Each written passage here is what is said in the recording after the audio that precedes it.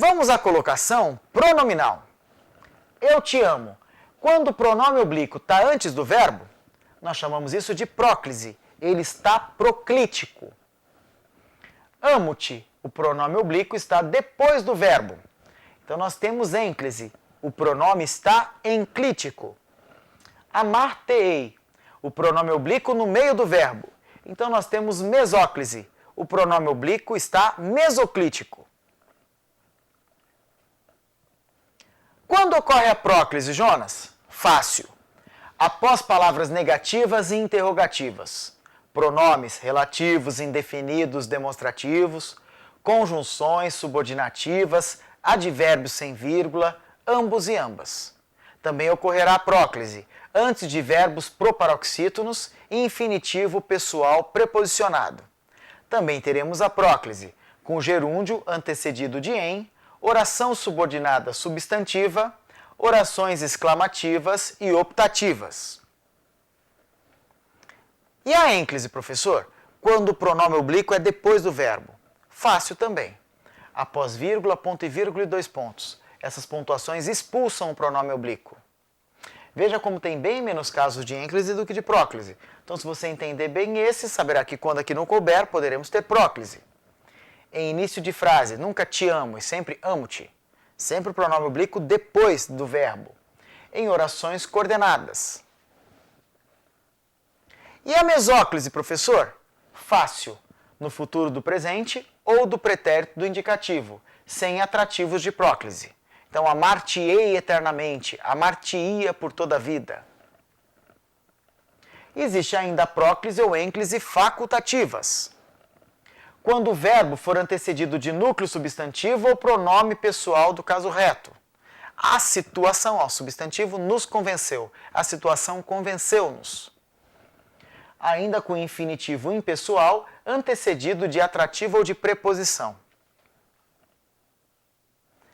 O professor resumiu aqui os casos de colocação pronominal, só para que você observasse o todo, mas eu gostaria agora de entrar em cada caso com exemplificação. Estudemos o primeiro caso de próclise, após palavras de sentido negativo. Jamais, nada, não, nem, ninguém, nunca, tampouco. O professor não se contentava com a preguiça. Então, o não puxa o pronome oblíquo para antes do verbo. Segunda regra de próclise. Após vocábulos interrogativos. Como, onde, por quê, qual, quando, quanto, que, quem. Onde se conseguem livros? Então, nós temos aqui um vocábulo interrogativo e ele vai ser fator de próclise. Terceiro caso de próclise. Após pronomes relativos. Que, quem, o qual, a qual, onde, quanto, quanta, como. Só casarei com a mulher que me aceitar farrista. A qual me aceitar farrista. Eu sei que é um pronome relativo e aí eu tenho caso de próclise. 4. Após pronomes indefinidos. Alguém, ninguém, algum, nenhum, pouco, tudo, vários. E também os demonstrativos. Esta, essa, aquela, este, esse, isso. Isso nos faz refletir. E nunca isso faz-nos. Certo? Porque o pronome demonstrativo ou indefinido puxa o pronome oblíquo. É fator de próclise. Após conjunções subordinativas, conforme, como, embora, quando, que, se. Quando lhe faltarem com respeito, não ligue. Ou quando aqui, ó, conjunção subordinativa temporal, puxando o pronome oblíquo em próclise. Importante, com a conjunção que elíptica, usa-se próclise.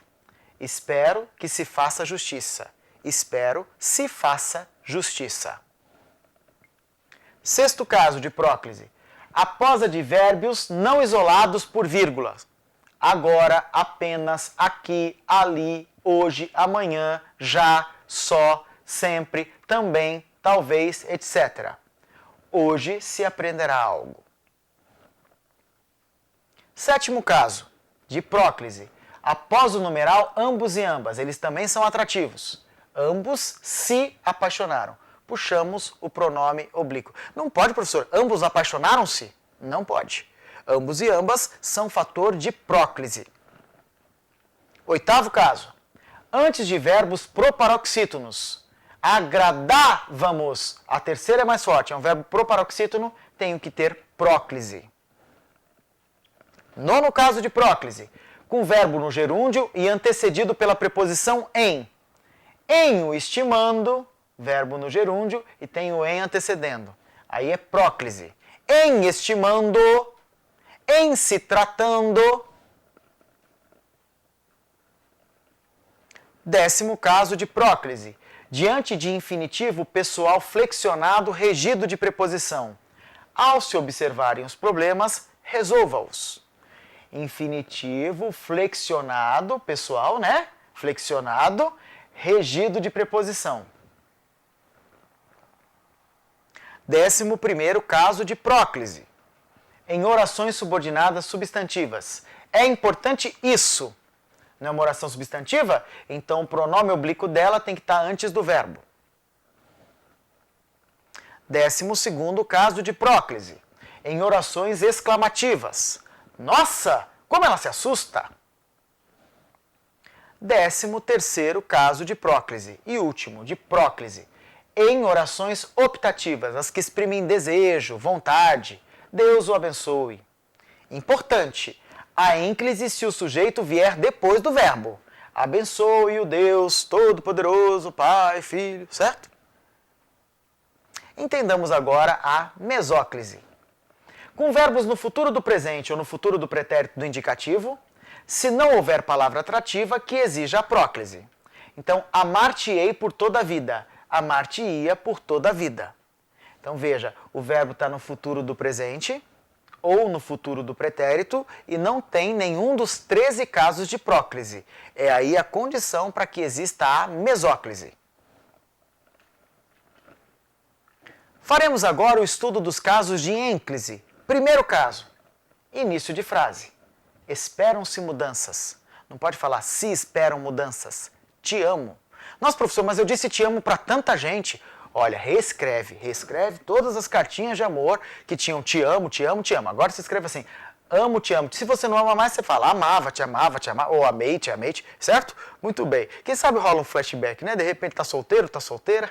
Brincadeirinha, ó, só para não esquecer. Nunca comece frase com pronome oblíquo. Não pode, é fator de ênclise. Após vírgula, ponto e vírgula ou 2 pontos. Entrou, sentou-se no sofá, despiu-se. Ênclise, porque as vírgulas expulsam o pronome para depois do verbo. Em orações coordenadas, com ou sem conjunção, fez os exercícios e atentou-se aos pegas. Ó, daqui para ali você acha que está certo. Fez o exercício e se atentou aos pegas. Está errado. E atentou-se. Porque são orações coordenadas. Essa aqui, ó, coordenada sindética aditiva. Então nós temos aqui, ó, ênclise obrigatória. Só tem 3 casos de ênclise. Após vírgula, ponto e vírgula e 2 pontos, e início de frases e orações coordenadas. Fácil. E agora, ênclise ou próclise facultativas. Primeiro caso. O verbo antecedido de substantivo ou de expressão que tem um substantivo como núcleo. A situação nos convenceu. A situação convenceu-nos. Segundo, infinitivo impessoal, antecedido de palavra atrativa ou preposição. Tenho medo de lhe agredir. Ó, a preposição aqui, ó.